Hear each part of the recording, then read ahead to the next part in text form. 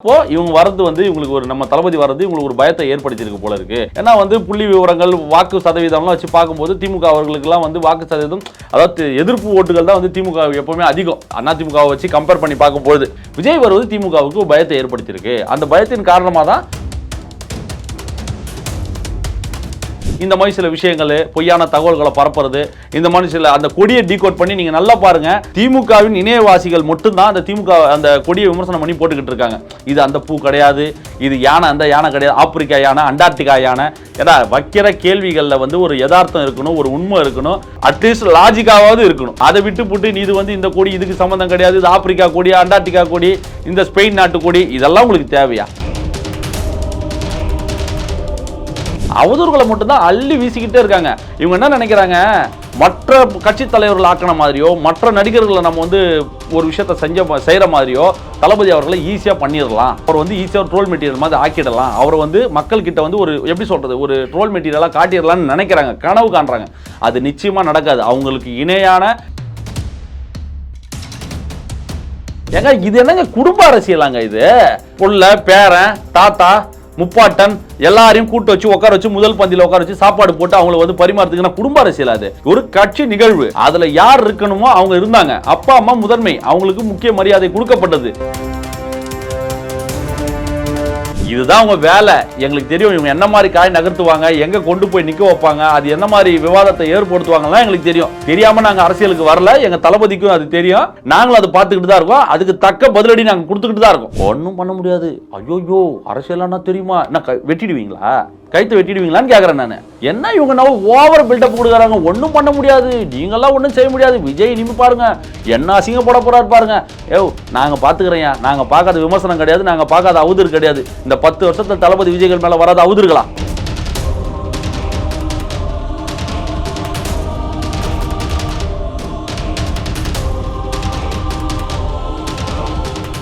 Brother வணக்கம். Brother வணக்கம். வணக்கம். உங்களுக்கு அறிமுகம் தேவையில்லை, அது இப்போ இருக்கக்கூடிய ஒரு சூழ்நிலையில். ஸோ இப்போது என்னோட முதல் கேள்வியாக என்ன கேட்கணும் அப்படின்னா, கொடி அறிமுகப்படுத்தியிருக்காங்க, அரசியல் பயணம் ஆரம்பித்து அறிக்கையெல்லாம் வந்து கிட்டத்தட்ட ஒரு 6 மாதங்களுக்கு மேலே ஆகுது. இதெல்லாமே ஒரு நல்ல விஷயமாகவே எடுத்துக்கோமே. என்ன திமுகவிற்கும் தமிழக வெற்றி கழகத்துக்கும் ஒரு டேக் ஆஃப் ஆராகவே போயிட்டுருக்கு, சமூக வலைத்தளங்கள்லையும் சரி. இப்போ அது கொஞ்சம் வெளியில் வந்து மெயின் ஸ்ட்ரீம் மீடியாவிலையுமே கொஞ்சம் அதிகமாக இருக்கதா நான் பார்க்குறேன். அதை பற்றின உங்களுடைய கருத்து? இல்லை, திமுகவுக்கும் நமக்கும் என்ன ஒரு சண்டை, வாய்க்காய் தகராறா, பங்காளி சண்டையா? அப்போல்லாம் ஒன்றும் கிடையாது. நாங்கள் பார்ட்டி ஆரம்பிச்சிருக்கோம், கட்சி கொடி அறிவிச்சிருக்கோம், கொள்கை கோட்பாடை மாநாட்டில் சொல்கிறோன்னு சொல்லியிருக்கோம். அவங்க தான் பயப்பட்டு பயத்தின் வெளிப்பாடாக வந்து ட்விட்டர் ஹேண்டில் ஒரு இமேஜை போடுறாங்க, அதுக்கப்புறம் அது டெலிட் பண்ணுறாங்க. அமைச்சர்கள் மாற்றம் சொல்லி நம்ம கொடி வெளியிடுற அந்த நேரத்திலே வந்து அவங்க வந்து அமைச்சர்களோட மாற்றம் என்ற மாதிரி ஒரு இல்லை அது வருது. பத்திரிகையாளர்கள், மூத்த பத்திரிகையாளர்கள்லாம் இதை தான் வந்து விவாத மேடைகள்லாம் பேசிக்கிட்டு இருக்காங்க. திமுக ஏன் பயப்படுது, அவங்களுக்கு எதுக்கு இந்த வேலை, விஜய் விசஸ் உதயநிதி என்ற மாதிரி மாற்றுறதுக்கான ஒரு விஷயத்த பண்ணுறாங்கன்ற மாதிரிலாம் வந்து மூத்த பத்திரிகையாளர்கள் சொல்கிறத கேட்கும்போது ஏன் ஒருவேளை அவங்க அப்படி பண்ணுறாங்களோ, உண்மையால ஒரு அச்சம் இருக்கோ? ஏன்னா நாங்கள் எங்களோட கொடியை வெளியிட்டதுக்கு பிறகு வந்து இவங்க என்ன பண்ணுறாங்கன்னா, அவங்களோட கொடியை வெளியிட்டு 50 வருஷம் பாரம்பரியம் மிக்க ஒரு கட்சி, அந்த கொடி யாருக்கும் தெரியாதா, அந்த கொடியோட வரலாறு யாருக்கும் தெரியாதா, இப்போ அந்த கொடியோட டீகோட் பண்ணி இந்த கொடி எங்கள் பார்த்தியா எங்கள் கருப்பு சிவப்பான வரலாறு என்ன தெரியுமான்றதெல்லாம் இப்போ எடுத்து சொல்ல வேண்டியதுக்கான நோக்கம் என்ன காரணன்றதெல்லாம் வந்து நம்ம பார்க்கும்போதே ரைட்டு. அப்போது இவங்க வரது வந்து இவங்களுக்கு ஒரு நம்ம தளபதி வரது இவங்களுக்கு ஒரு பயத்தை ஏற்படுத்தியிருக்கு போல இருக்கு. ஏன்னா வந்து புள்ளி விவரங்கள் வாக்கு சதவீதம்லாம் வச்சு பார்க்கும்போது திமுக அவர்களுக்குலாம் வந்து வாக்கு சதவீதம், அதாவது எதிர்ப்பு ஓட்டுகள் தான் வந்து திமுக எப்பவுமே அதிகம். அதிமுகவை வச்சு கம்பேர் பண்ணி பார்க்கும்போது அது எடப்பாடி அவர்கள் வந்து பல தேர்தல்கள் வந்து தோல்வியை சந்திச்சாலும் அவங்களோட அந்த வாக்கு வங்கின்றது வந்து அப்படியே தான் அவங்க சஸ்டெயின் பண்ணிக்கிட்டு வந்துகிட்டு இருக்காங்க. இவங்க கூட்டணி கட்சிகளில் இருந்தும் நான் சொல்ல வரேன் திமுகவுக்கு. இப்போ விஜய் அவர்கள் வந்தார்னா ஒரு மிகப்பெரிய ஒரு ஃபோர்ஸாக வருவார், தவிர்க்க முடியாத ஒரு அரசியல் சக்தி, அவர் எங்கே மாறிடுவாரோன்ற ஒரு அச்சத்தின் காரணமாக கூட அவங்க அந்த மாதிரி ஒரு எதிர்வினையை ஆட்டலாம். எங்களுக்கு அவங்கள பார்த்து எந்த ஒரு பயமோ, ஏன்னா எங்கள் மடியில் கனம் கிடையாது, வழியில் பயம் கிடையாது. நாங்கள் அவங்கள பார்த்து பயப்பட வேண்டிய அவசியமே எங்களுக்கு கிடையாது. நாங்கள் எங்கள் நோக்கம், எங்கள் பாதை, எங்களோட இலக்கை நோக்கி நாங்கள் பயணிச்சுக்கிட்டு இருக்கோம். எங்களோட நோக்கம், எங்கள் இலக்கு வந்து 2026 மக்களை நோக்கி நாங்கள் போக போகிறோம். அவங்ககிட்ட தான் நம்ம கேன்வாஸ் பண்ண போகிறோம் தவிர திமுக காரங்கிட்ட போய் நாங்கள் போயிட்டு ஓட்டு கேட்க போகிறது கிடையாது. மக்களை நோக்கி தான் நாங்கள் வைக்க போகிறோம். நம்ம கொள்கை என்ன, கோட்பாடு கோட்பாடு என்ன, சித்தாந்தம் என்ன, செயல் திட்டங்கள் என்ன, என்னென்ன விஷயங்கள்லாம் நம்ம பண்ண போகிறோம், மாற்றுன்னு சொல்லி நம்ம ஏன் வரோம், இது வரைக்கும் இவங்க தமிழ்நாட்டுக்கு பண்ண விஷயங்கள் என்ன, பண்ண தவறிய பிரச்சனைகள் என்ன, இதெல்லாம் பண்ணியிருந்தா நல்லா இருக்கும் என்ற ஒரு புதிய ஒரு வியூகத்தை அமைச்சு அது மக்கள்கிட்ட கொண்டு போய் சொல்லி தான் நாங்கள் ஓட்டு கேட்க போகிறோம் போது சோஷியல் மீடியாவில் இருக்கவங்களுக்கு வந்து ஒரு பயத்தின் வெளிப்பாடை தான் பார்க்குறேன். அதுவும் வந்து எப்படி சொல்றது, லாஜிக்கே இல்லாத விஷயங்கள்லாம் அவங்க எடுத்து வைக்கிறாங்க. அவங்க இல்லை, அதை தான் சொல்கிறேன், மெயின் ஸ்ட்ரீம் மீடியாவிலையுமே இது அதிகமாக இருக்குது அப்படிங்கிறது தான். அதைத்தான் சொல்ல வரேன். என்னன்னா, எங்களோட கொடி வெளியீடான ஒரு 5வது நிமிஷத்திலே வந்து உங்களுக்கு வந்து அமைச்சரவையில் மாற்றம் என்ற மாதிரி ஒரு தகவல் வந்து அரசு சார்பில் இருந்தே வருது. ஐயா முதலமைச்சர் கிட்ட கேட்டா அப்படி ஒரு தகவலே இல்லைன்னு சொல்றாரு. அப்போ யார் அப்போ வழி நடத்துறாங்க, யார் சொல்லி அந்த தகவல் வெளியே வந்ததுன்ற ஒரு கேள்வி இருக்கு இல்லைங்களா? அது ஏன் எங்க கொடி வெளியீடான ஒரு 5 நிமிஷத்துல அந்த மாதிரி ஒரு தகவல் வருது, பிரேக்கிங் நியூஸ் போடுறாங்க. அதுக்கப்புறம் 5 நிமிஷத்துல அது காணாம போச்சுன்னு வச்சிங்களேன். தொடர்ந்து தளபதி விஜய் பத்தின செய்திகள் தான் எல்லா மீடியாலையும் போய்கிட்டு இருந்தது. சேட்டலைட் மீடியாக்கள்ல இருந்து யூடியூப் மீடியா வரைக்கும் எல்லா சைட்லையும் அதான் போய்கிட்டு இருந்தது. அதை ஏன் இவங்க மாற்ற நினைக்கிறாங்க, ஏன் விஜய் வருவதை இவங்க ஏற்றுக்கொள்ள முடியல, அது ஏன் அவங்க வந்து மறைக்க பார்க்குறாங்க, இந்த செய்தி மக்கள்கிட்ட போய் சேரக்கூடாதுன்னு நினைக்கிறதுக்கான நோக்கம் என்ன? ஒன்று நீங்கள் அவரை பார்த்து பயப்படணும், இல்லை அவர் வரது உங்களுக்கு பிடிக்காம இருக்கணும். இது ரெண்டுத்தில் எதனா ஒரு விஷயமா தான் இருக்கும். அதை வந்து மூத்த பத்திரிகையாளர், அனுபவம் வாய்ந்த பத்திரிகையாளர் சொல்லும்போது நமக்கு பயப்படுறாங்க. அண்ணன் மணியன் அவர்கள் கூட, மூத்த பத்திரிகையாளர் மணியன் அவர்கள் கூட அவரோட விவாத மேடை பேட்டிகள்லாம் இப்போ சமீபமாக தொடர்ந்து பேசிக்கிட்ட பேட்டிகள் அதான் சொல்றாரு, விஜய் வருவது திமுகவுக்கு பயத்தை ஏற்படுத்தியிருக்கு. அந்த பயத்தின் காரணமாக தான் இந்த மாதிரி சில விஷயங்கள், பொய்யான தகவல்களை பரப்புறது, இந்த மாதிரி சில அந்த கொடியை டீகோட் பண்ணி நீங்க நல்லா பாருங்க, திமுகவின் இணையவாசிகள் மட்டும்தான் அந்த திமுக அந்த கொடியை விமர்சனம் பண்ணி போட்டுக்கிட்டு இருக்காங்க. இது அந்த பூ கிடையாது, இது யானை அந்த யானை கிடையாது, ஆப்பிரிக்கா யானை, அண்டார்டிகா யானை. ஏன்னா வைக்கிற கேள்விகளில் வந்து ஒரு யதார்த்தம் இருக்கணும், ஒரு உண்மை இருக்கணும், அட்லீஸ்ட் லாஜிக்காவது இருக்கணும். அதை விட்டு போட்டு இது வந்து இந்த கொடி இதுக்கு சம்மந்தம் கிடையாது, இது ஆப்பிரிக்கா கொடி, அண்டார்டிகா கொடி, இந்த ஸ்பெயின் நாட்டு கொடி, இதெல்லாம் உங்களுக்கு தேவையா? தேவையில்லாத அதாவது குறை சொல்வதற்கு அங்கே ஒன்றும் இல்லை. ஏன்னா நம்மளும் அதே திராவிட அரசியல், பெரியார் சித்தாந்தம், அம்பேத்கர் சித்தாந்தம், காமராஜர் வழியில் அரசியல் சொல்லி தான் நம்மளும் வரோம். என்னடா நம்மளோட இருப்பிடமே காணாமல் போயிடும் போல இருக்கின்ற ஒரு அச்சத்தின் காரணமாக கூட இவங்க தொடர்ந்து இந்த மாதிரி விஷயங்கள் அவதூறுகளை தான் பரப்புறாங்க. அரசியல் செய்யல, அவதூறுகளை மட்டும்தான் அள்ளி வீசிக்கிட்டே இருக்காங்க. இவங்க என்ன நினைக்கிறாங்க, மற்ற கட்சி தலைவர்கள் ஆக்கின மாதிரியோ, மற்ற நடிகர்களை நம்ம வந்து ஒரு விஷயத்தை செய்கிற மாதிரியோ தளபதி அவர்களை ஈஸியாக பண்ணிடலாம், அவர் வந்து ஈஸியாக ட்ரோல் மெட்டீரியல் மாதிரி ஆக்கிடலாம், அவர் வந்து மக்கள்கிட்ட வந்து ஒரு எப்படி சொல்கிறது, ஒரு ட்ரோல் மெட்டீரியலாக காட்டிடலாம்னு நினைக்கிறாங்க, கனவு காண்றாங்க. அது நிச்சயமாக நடக்காது. அவங்களுக்கு இணையான கட்டமைப்பு எங்ககிட்ட இருக்குது, களத்திலையும் சரி சோஷியல் மீடியாலும் சரி. கடந்த 10 வருஷமாக நாங்கள் என்ன பண்ணிக்கிட்டு இருந்தோம் சோஷியல் மீடியாவில், தளபதி என்ற, ஏன்னா இவங்க வந்து கூலிக்கு மாரடிக்கிற கூட்டம் சோஷியல் மீடியாவில், ஐடி விங்னு சொல்லிக்கிட்டு வரவங்க போகிறவங்களாம் அவதூறு பேசிக்கிட்டு அபியூஸ் பண்ணிக்கிட்டு சுற்றிக்கிட்டு இருக்காங்க. ஆனால் விஸ்வாஸ் அப்படிங்கிற வார்த்தை ரொம்ப கண்டனம் நாங்கள் பார்த்துக்கிட்டு தான் இருக்கோம். நான் உங்களுக்கு எவ்வளோ ஆதாரம் வேணாலும் கொடுக்குறேன். இன்னைக்கு தளபதி அவர்களை வாழ்த்தி பேசுகிறவங்களாம் இன்னைக்கு வந்து அந்த கொடி சம்பந்தப்பட்ட விஷயங்கள், அந்த நடந்த நிகழ்வுகளை வச்சுக்கிட்டு அந்த கொடியில் அந்த சின்னத்தை எடுத்துட்டு ஒரு நடிகர்களோட அந்த போட்டோ அதில் வச்சு என்ன மாதிரி கீழ்த்தரமான விமர்சனங்களை வச்சுக்கிட்டு இருக்காங்கன்றதெல்லாம் நான் பார்த்துக்கிட்டு இருக்கேன். நான் நம்பலன்னா உங்களுக்கு அந்த எவிடன்ஸ் கூட நான் காட்டுறேன், நீங்க பாருங்க. எங்கள்கிட்ட பொய்யா ஒரு விஷயத்தை சொல்லி பிரபலம் அடையணுன்ற அவசியம் எங்களுக்கு கிடையாது. நாங்கள் ஒரு சித்தாந்தத்தை முன் வைக்கிறோமா, அந்த சித்தாந்தத்தை நோக்கி நீங்கள் விமர்சனம் வைக்கிறீங்களா, வாங்க டிபேட் பண்ணுவோம், பேசுவோம். இது நீங்கள் சொன்னது தப்புன்னு சொல்லுங்க, அது சரியா இருக்கா தவறா இருக்கான்னு அப்புறம் பார்த்துக்கலாம். ஆனால் நீங்கள் வருவதற்கு முன்னாடியே ஒரு குழந்தை பிறந்தவுடன் அந்த குழந்தை உருப்படாம தான் போகும்னு சொல்றதுக்கு உங்களுக்கு என்ன உரிமை இருக்கு? நம்ம சொல்லுவோமா, பா நல்லா வளரட்டும்பா, சந்தோஷம், வாழ்த்து, பிடிக்கலையா கடந்து போ. அதை விட்டு என்ன சொல்ற, பிறந்த குழந்தைய பார்த்து என்ன சொல்ற, இது உருப்படாதுன்னு நீ சொல்ற, அப்போ என்ன பாசிச மனநிலையோட நீ பார்க்குற? ஏன்னா ஒருத்தன் வந்துடவே கூடாது, ஒருத்தன் 3வது சக்தியா வந்துடவே கூடாதுன்றதுல ரொம்ப கவனமா இருக்கீங்க. நான் எல்லாருமே சொல்றேன், நான் யாரெல்லாம் எங்களை ஆதரிச்சு பேசுறாங்க, யாரெல்லாம் எதிர்த்து பேசுறாங்கன்றதை நாங்க சோஷியல் மீடியால பார்த்துக்கிட்டு இருக்கோம். ஒரு 3வது ஒரு சக்தி வந்துடவே கூடாதுன்றதுல ரொம்ப கவனமா இருக்காங்க. தொடர்ந்து என்னென்னலாம் செய்யணும், நெகட்டிவிட்டியை எவ்வளவு பரப்பணுமோ பணம் செலவு பண்ணி இந்த 2 நாட்கள்லாம் அவங்க பண்ணிக்கிட்டே இருக்காங்க. ஆனா அதுக்கேற்ற ஆதாரங்கள் நாங்கள் கொடுத்துக்கிட்டே இருக்கோம். அம்மாவை பார்க்கல, அம்மாவை கவனிக்கல, மரியாதை கொடுக்கல, அந்த கொடி இந்த கொடி பூ அது கிடையாது, எல்லாத்துக்குமே ஆதாரம் கொடுக்கும். மனைவி வரல அப்படிங்கிற ஒரு விமர்சனம். இது என்னங்க குடும்ப அரசியலாங்க? இது புள்ள, பேரன், தாத்தா, முப்பாட்டன் எல்லாரையும் கூட்டு வச்சு உட்கார வச்சு முதல் பந்தியில் உட்கார வச்சு சாப்பாடு போட்டு அவங்கள வந்து பரிமாறதுக்குன்னா குடும்ப அரசியல். அது ஒரு கட்சி நிகழ்வு, அதுல யார் இருக்கணுமோ அவங்க இருந்தாங்க. அப்பா அம்மா முதன்மை, அவங்களுக்கு முக்கிய மரியாதை கொடுக்கப்பட்டது. ஏன்னா அப்பா அம்மா இல்லைன்னா நம்ம இல்லை, அவங்களுக்கான முதல் மரியாதை கொடுக்கப்பட்டது. அதற்கு பிறகு நிர்வாகிகள் இருக்காங்க, கட்சியோட பொதுச்செயலாளர் இருக்காரு, அதுக்கப்புறம் துணை பொதுச்செயலாளர், அதுக்கப்புறம் வந்து கொள்கை பரப்பு செயலாளர், பின்னாடி வந்து நிர்வாகிகள், மாவட்ட நிர்வாகிகள், இவங்க முன்னிலையில் தான் அந்த கொடி வெளியிடப்பட்டது. கட்சி என்பது யாருக்கு? ஒருத்தருக்கோ ஒரு குடும்பத்திற்கோ அனைவருக்குமானது தாங்க எங்க தமிழக வெற்றி கழகம்.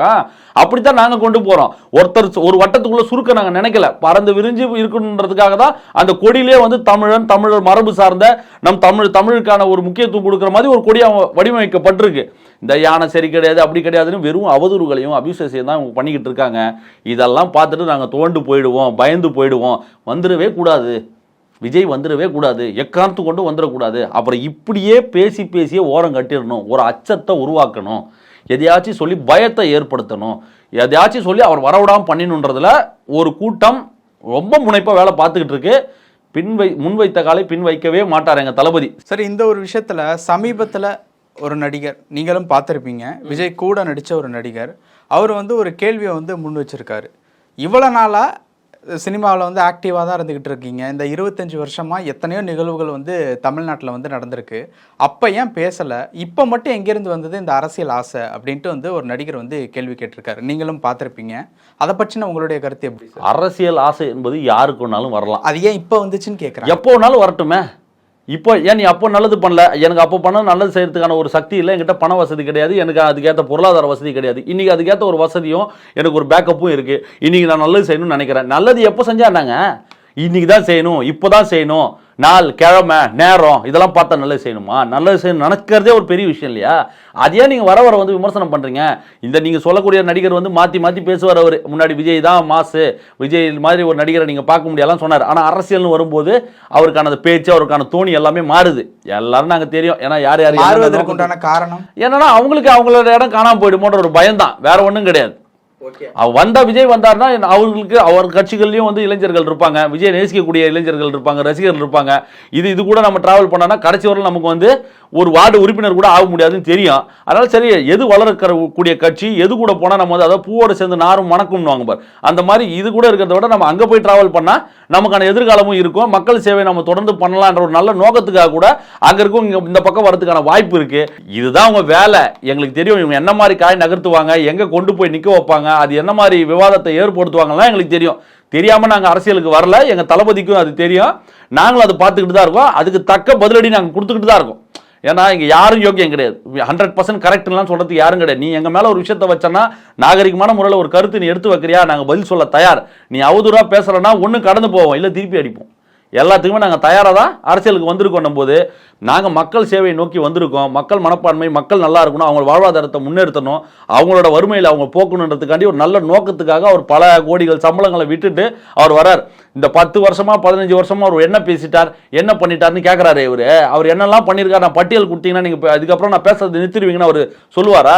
பல பிரச்சனைக்கு அவர் குரல் கொடுத்திருக்காரு. நீட்டு, ஜல்லிக்கட்டு, நெடுவாசல், தூத்துக்குடி, இலங்கை தமிழர்கள் பிரச்சனைகள் சொல்லி பல பிரச்சனைகள் குரல் கொடுத்திருக்காரு. இப்போ அந்த சிஏஏ பிரச்சனைக்கும் குரல் கொடுத்திருக்காரு. வக்ஃப் போர்டுக்கு எதிராக ஒரு சட்டத்தை நிறைவேற்றிருக்காங்களே, அதை பத்தி ஏன் பேசலாம் கேட்பார். பேச வேண்டிய இடம்னு ஒன்று இருக்கு, மாநாட்டில் பேசுவார்.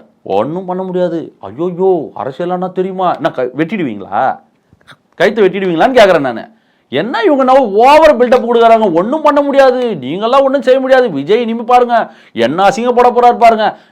நாங்கள் பார்த்துக்கிறேன், நாங்கள் பார்க்காத விமர்சனம் கிடையாது, நாங்கள் பார்க்காத அவதூறு கிடையாது. இந்த 10 வருஷத்துல தளபதி விஜய்கள் மேலே வராத அவதூறுகளா இன்னைக்கும் வந்துட்டு தானே இருக்கு. குடும்பத்தை சார்ந்தோ அப்பா அம்மா சார்ந்தோ என்னென்ன விமர்சனங்கள் வந்துட்டு இருக்கு, அதெல்லாத்தையும் கடந்துட்டு வந்து இன்னைக்கு நம்பர் 1 நிற்கிறாரா அவரு. அதெல்லாம் நாங்கள் பார்த்துட்டோம். இதுவே நீங்கள் பார்த்துட்டோம் போது எங்களுக்கு இது ஒன்றும் புதுசு கிடையாது, புரியுதுங்களா? நாங்கள் இதையும் சந்திப்போம், இதுக்கு மேலே வந்தாலும் நாங்கள் சந்திக்க தயாராக இருக்கோம்.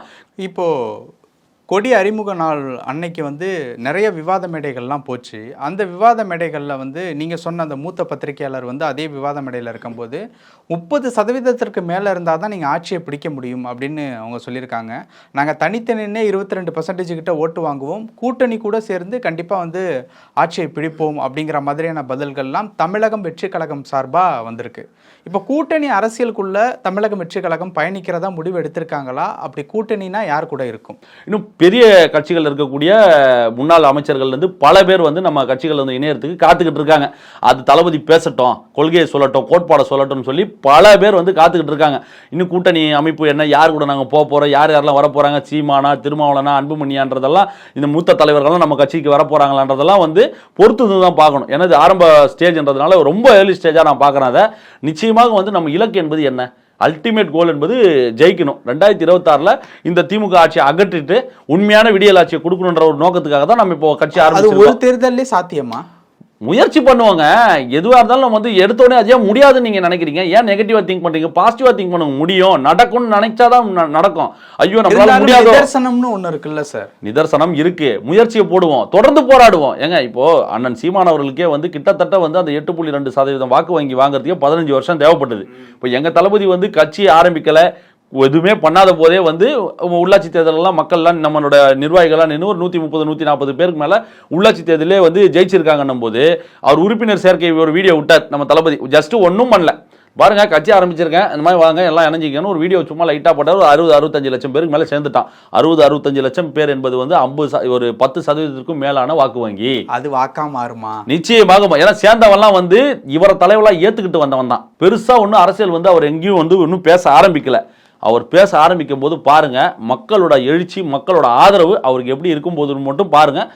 இந்த ஒரு இடத்துல அந்த நடிகர் சொன்ன ஒரு கருத்து தான் எனக்கு ஞாபகம் வருது. தமிழன் அப்படிங்கிற ஒருத்தவன் யார் கொடி பிடிச்சாலுமே பக்கத்தில் போய் நிற்க தான் செய்வான்.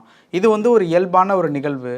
அது இத்தனை நாளாக ஓட்டு போட்ட ஒரு சின்னத்துலேருந்து மாற்றி ஓட்டு வாங்குறது அப்படிங்கிறது சாதாரண விஷயம் இல்லை. அதை நடத்தி காட்டுறதுல தான் இங்கே இருக்கக்கூடிய ஒரு விஷயமே இருக்குது. அப்படின்னு அதுக்கான முயற்சிகள் தானே எடுத்துக்கிட்டு இருக்கோம் நாங்கள். அதை மாற்றி காட்டுறது தாங்க டேலண்ட் இருக்குது. ஆல்ரெடி ஒருத்தன் ஒரு மிகப்பெரிய சர்க்காரை உருவாக்கி வச்சிருக்கா, ஒரு பிராண்டை உருவாக்கி வச்சிருக்கானா, அந்த பிராண்டை அழிக்கிறதுல நம்ம தளபதி மிகப்பெரிய பிராண்டு. புரியுதுங்களா? நீங்க இத்தனை வருஷம் கட்டி ஆண்ட ஒரு விஷயத்த வந்து உங்க பேஸ்மெண்ட்டே நடுங்க வச்சார்ல, ஒரு 10 நிமிஷம் கொடி அறிமுகப்படுத்தின உடனே நீங்க என்ன பண்றீங்க? எங்க வரலாறு என்ன தெரியுமான்னு உங்க கொடியை நீங்க தூக்கி போடுறீங்க. ஒரு இத்தனை வருஷம் ஆண்ட கட்சியை வந்து ஆட்டம் காண வச்சார் ஒரு 10 நிமிஷத்துல. புரியுதுங்களா? நாங்கள் ஒன்றும் மக்களை திரட்டலை, மக்களை சந்திக்கலை, எதுவுமே பேசலை, எதுவுமே செய்யாத போதே உங்களுக்குள்ள இவ்வளோ அச்சமும் பதட்டமும் பயமும் இருக்குன்னா இன்னும் அவர்கள்லாம் பேச ஆரம்பிச்சாரா என்ன நடக்கும்ன்றதை பாருங்க.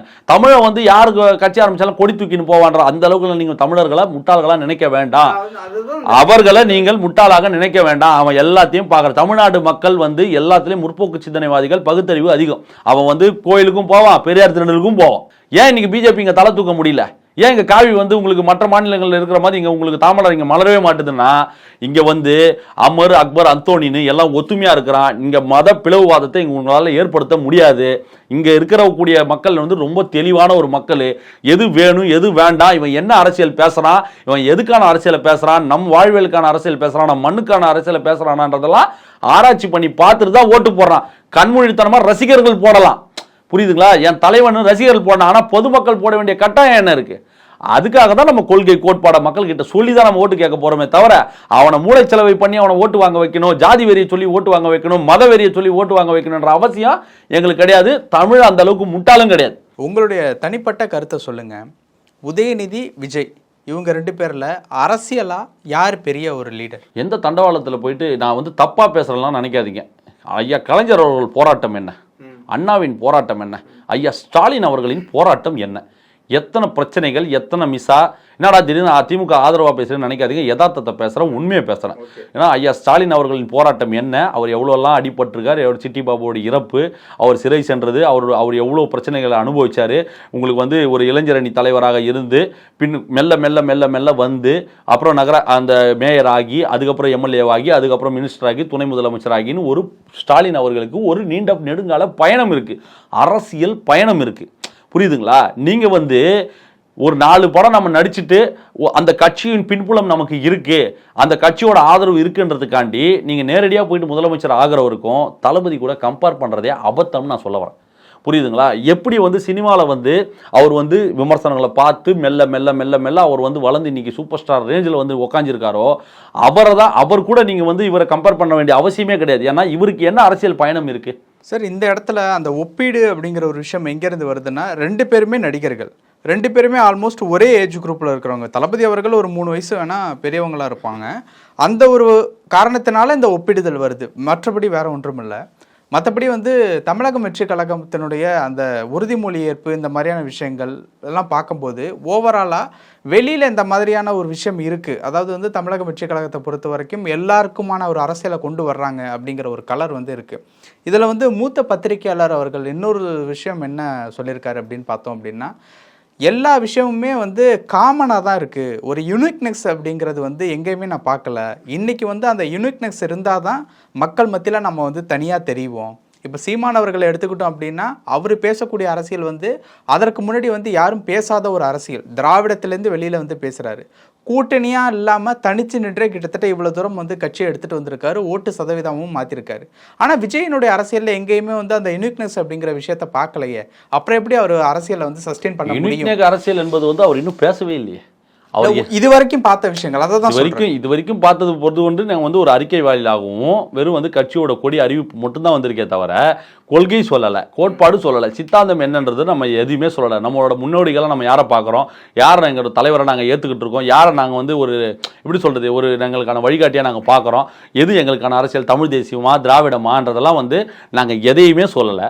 அதுக்குள்ளே யூனிக்காக இல்லை. என்ன கொடியில் நீங்கள் என்ன யூனிக்காக இல்லை? கொடியே ஒரு யூனிக் தானங்க, எல்லாரையுமே கவர் பண்ணக்கூடிய ஒரு கொடியா தானங்க அதுல வந்து. அதுலயுமே ஒரு விமர்சனம் இருக்கு. இப்போ வந்து நாம் தமிழர்களுடைய கொடி அப்படின்னு பாத்தீங்கன்னா கிட்டத்தட்ட ரெட் அண்ட் எல்லோவில் தான் இருக்கும். புலி வந்து எல்லோ கலர்ல இருக்கும். சரத்குமார் அவர்களுடைய சமத்துவ மக்கள் கட்சி கூட இதே மாதிரியான கலர்ல தான் இருக்கும். இதுல எங்க யூனிக்னஸ் இருக்கு அப்படிங்கிறதையும் அந்த பத்திரிகையில வைக்கிறாங்க. நான் அந்த விமர்சனம்லாம் நானும் பாக்குறேன். எல்லாம் இப்போ தமிழ்நாட்டில் நம் தமிழ் மக்கள் வந்து நீங்கள் அவங்களுக்கு ஒரு மாற்று அரசியலாம் நீங்கள் இப்போ ஒன்று திராவிட அரசியல், இன்னும் தமிழ் தேசிய அரசியல் வந்து அண்ணன் சீமான் அவர்கள் கொடுக்குறது. இது ரெண்டுத்தை தாண்டி நீங்கள் வேறு என்ன அரசியல் அவங்கக்கிட்ட கொண்டு போய் சேர்க்க போகிறீங்க?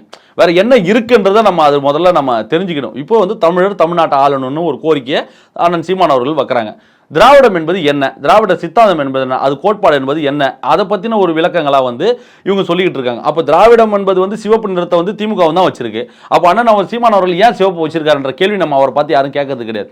மாநாடு எங்கே நடக்க போகுது, எப்போ? இல்லை, மாநாடு என்பது வந்து 4-5 இடங்கள் பார்க்கப்பட்டது. அதில் வந்து ஒரு இடம் ஃபைனல் பண்ணியிருக்கிறதா சொல்கிறாங்க. கிட்டத்தட்ட செய்திகள் நம்ம பார்க்குறதெல்லாம் விக்கிரவாண்டின்ற மாதிரிலாம் சொல்கிறாங்க. அது கூடிய விரைவில் வந்து உங்களுக்கு அந்த செப்டம்பர் உங்களுக்கு மிகப்பெரிய ஒரு சம்பவமான கோட் 5ஆம் தேதி ரிலீஸ் ஆகுது. அந்த மிகப்பெரிய ஒரு வெற்றிக்கு பிறகு, கோட்டின் மிகப்பெரிய வெற்றிக்கு பிறகு சந்திக்க போகும் மிகப்பெரிய ஈவெண்ட்னா அது மாநாடு தான். அது செப்டம்பர் இறுதிக்குள்ள அந்த மாநாடு நடக்கும். அது என்ன இடம் என்பது எப்போ நடக்க போகுது, எந்த நேரத்தில் அது சொல்ல போறாங்கன்றதெல்லாம் வந்து கூடிய விரைவில் எங்கள் பொதுச்செயலாளர் அண்ணன் புஷியானந்த் அவர்கள் வந்து உங்களுக்கு உரிய நேரத்தில் அதை அறிவிப்பார். ஆனால் உங்களுக்கு அடுத்த மாத இறுதிக்குள் மாநாடு நிச்சயமாக நடைபெறும். அப்போ அடுத்த மாதம் இறுதியில் தான் மாநாடு? இறுதியில் தான் மாநாடு. ஏன்னா நம்ம கோட்டை கொண்டாடி தீர்க்கவே எங்களுக்கு 3-4 வாரம் பத்தாது. ஏன்னா அதுவே வந்து மிகப்பெரிய ஒரு ரன் இருக்கும். ஏன்னா அவர் வந்து ஒரு நடிகர், அதாவது நடிகர் விஜயாக இருந்து அரசியல்வாதியாக விஜயாக களம் காண்கிற முதல் திரைப்படம் இந்த கோட்டு. அதுக்கு மக்களோட ஆதரவு, மிகப்பெரிய ஒரு ஆதரவு இருக்கும்னு நாங்கள் நம்புகிறோம். அது 2-3 வாரம் அதுக்கு ஒரு எப்படி சொல்கிறது, ஒரு ப்ரீத்திங், ஒரு மூச்சு விட்டுட்டு திரும்ப அடுத்த ஈவெண்ட்டுக்கு நாங்கள் ரெடி ஆகணும்ல. அதுக்காக தான் வந்து அந்த கால அவகாசம். உங்களுக்கு செப்டம்பர் இறுதிக்குள் அந்த மாநாடு என்பது மிக தமிழகம் போற்றும் வகையில், கொண்டாடும் வகையில், தமிழர்களெல்லாம் கொண்டாடும் வகையில், தமிழ் மாநிலத்திற்கே அடையாளமாக மாறும் அந்த கொடி, அதெல்லாம் வச்சு பிரம்மாண்டமாக பிளான் பண்ணியிருக்காங்க. நீங்கள் பாருங்கள், அசத்தலாக இருக்கும் அந்த மாநாடு. ஸோ நிறைய விஷயங்கள் பேசணும். உங்கள் நேரத்துக்கு ரொம்ப நன்றி. மகிழ்ச்சி.